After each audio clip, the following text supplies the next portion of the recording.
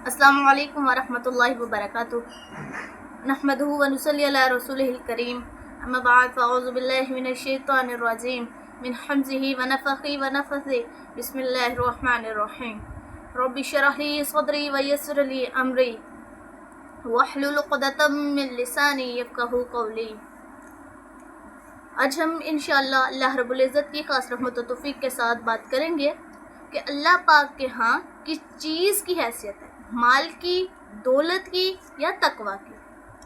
अल्लाहु अकबर अल्लाह। ज़रा लम्हा भर के लिए आंखें बंद कीजिए और सोचिए, अगर आज आपके सामने कोई शख्स आए खूबसूरत लिबास पहने हुए, कीमती घड़ी लगाए हुए, चमकती गाड़ी, महंगे परफ्यूम की खुशबू लिए हुए, तो दिल क्या कहता है, वाह कितना कामयाब इंसान है।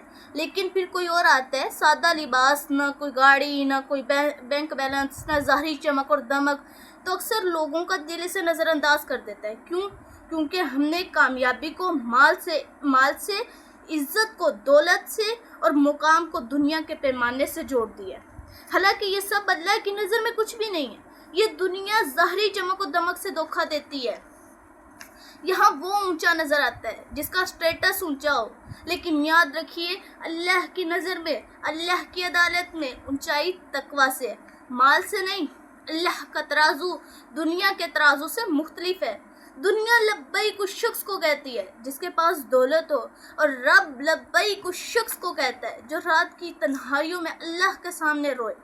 इंसान सोने का ताज पहनकर बादशाही के तख्त पर बैठ जाए, अगर दिल तकवा जैसी नेमत से खाली है तो अल्लाह के हाँ वो ताज नहीं देखा जाएगा, वो तख्त नहीं देखा जाएगा, बस देखा जाएगा तो ये दिल का तकवा देखा जाएगा। अल्लाह की नज़र कहाँ है? अल्लाह इज़्ज़त किसको देते हैं? कुरान का ऐलान है, अल्लाह रब्बुल इज़्ज़त का फरमान मुबारक है। अल्लाह रब्बुल इज़्ज़त ने इस सवाल का जवाब कुरान में दिया है, इन्ना अकरमकुम इंदल्लाहि अतक़ाकुम, बेशक अल्लाह के नज़दीक सबसे ज़्यादा इज़्ज़त वाला वो है जो तुम में सबसे ज़्यादा परहेज़गार है। बस अल्लाह ने बात ही ख़त्म कर दी। ना माल देखा जाएगा, ना रंग देखा जाएगा, ना नस्ल देखी जाएगी, ना ये चमकता चेहरा देखा जाएगा। अल्लाह सिर्फ एक ही चीज़ देखते हैं, वो क्या है? दिल का तकवा। तकवा क्या है? यानी दिल में अल्लाह का डर हो, अमल में इखलास हो और ज़ुबान में सच्चाई, यही असल तकवा है। हदीस नबवी है कि रसूलुल्लाह सल्लल्लाहु अलैहि वसल्लम ने फरमाया, अल्लाह तुम्हारे जिस्मों और तुम्हारी सूरतों की तरफ नहीं देखता, बल्कि तुम्हारे दिलों और आमाल को देखता है। क्या हमने कभी सोचा है, दुनिया हमें जैसे नज़रिए से भी देखे और जैसे भी देखे वो एक अलग बात है, लेकिन अल्लाह हमारे दिल को देखता है। और दिल में क्या देखते हैं? तकवा। आइए तारीख के आईने में देखते हैं कि तकवा को दिल में जगह देने वालों को अल्लाह रब्बुल इज़्ज़त ने क्या इज़्ज़त अता की, क्या मुकाम अता किया। एक तरफ हज़रत बिलाल रज़ियल्लाहु ताला अन्हु और दूसरी तरफ अबू लहब। हज़रत बिलाल रज़ियल्लाहु ताला अन्हु हबशा के रहने वाले, रंगत सियाह, जिस्म दुबला, ज़ुबान अरब की फसाहत से खाली, और मुआशरा इन्हें गुलाम कहता था, मगर इनके दिल में कलमे की रोशनी थी, ज़ुबान पर और अहद अहद की तकरार थी, और दिल अल्लाह की खशियत से लबरेज था। इन्हें मक्का की गर्म तपती रेत पर लिटाया गया, इनके सीने पर पत्थर रखे गए, कोड़े मारे गए, मगर इनके लबों से सिर्फ एक ही सदा आती थी, अहद अहद, कि मेरा रब एक है, मेरा रब एक है। यही तकवा, यही सबर, यही यकीन इन्हें जन्नत की बिशारत दिलवा गया। नबी करीम सल्लल्लाहु अलैहि वसल्लम ने फरमाया, ए बिलाल, मैंने मेराज की रात जन्नत में तुम्हारे कदमों की आहट सुनी।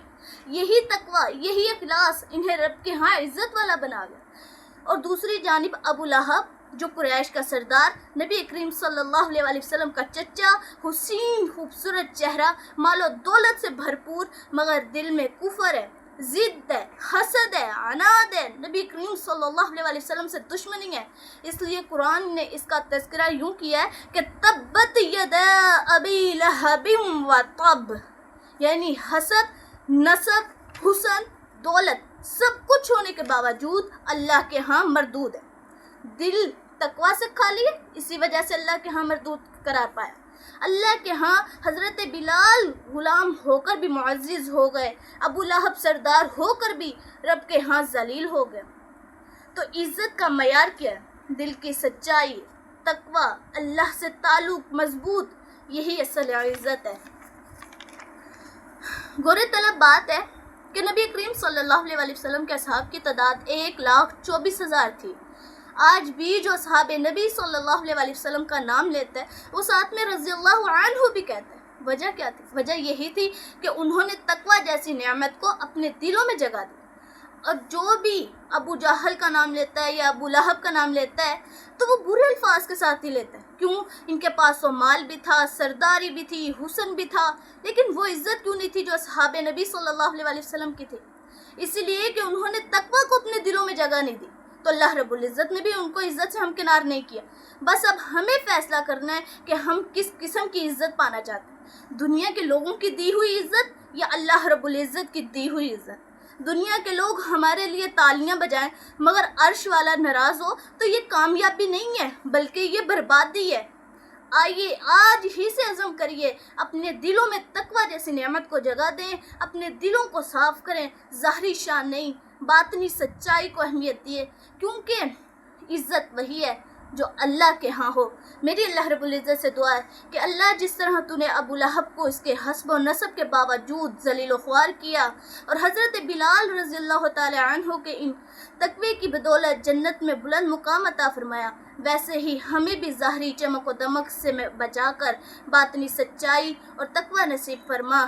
اے اللہ ہمارے دلوں میں وہ خشیت، وہ حیا، وہ محبت، وہ عاجزی پیدا فرما دے جو صحابہ کے دلوں میں تھی، ہمیں بھی ان کے نقش قدم پر چلنے کی توفیق عطا فرما۔ آمین یا رب العالمین۔ ھذا ما قال عندي واللہ اعلم بالصواب، والسلام علیکم ورحمۃ اللہ وبرکاتہ۔